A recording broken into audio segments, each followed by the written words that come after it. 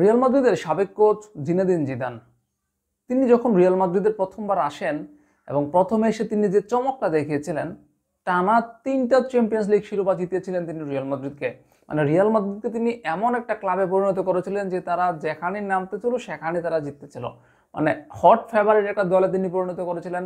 এমনিতে Real Madrid hot favourite, কিন্তু তার অধীনে সাফল্যগুলো যেন একটু বেশি বেশি ধরা দিচ্ছিল। হ্যাট্রিক চ্যাম্পিয়ন্স লিগ শিরোপা জিতেছিল তার অধীনে। তখন একটা বিষয় ছিল এরকম যে জিনেদিন জিদান যতগুলো ম্যাচ হেরেছে তার চেয়ে বেশি শিরোপা জিতেছে, এরকম একটা পরিসংখ্যান কিন্তু রিয়াল মাদ্রিদে ছিল, যে ম্যাচ হারের চেয়ে শিরোপা জয়ের সংখ্যাটা বেশি।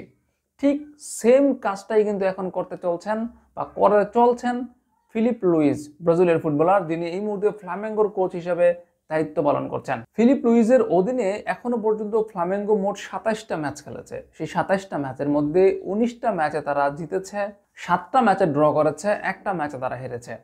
27টা ম্যাচের মধ্যে মাত্র একটা ম্যাচে হেরেছে এবং হারের চেয়ে তার শিরোপা জয়ের সংখ্যাটা বেশি। ফিলিপ লুইস এখনো পর্যন্ত ফ্লামেঙ্গোকে নিয়ে 3টা শিরোপা জিতেছেন।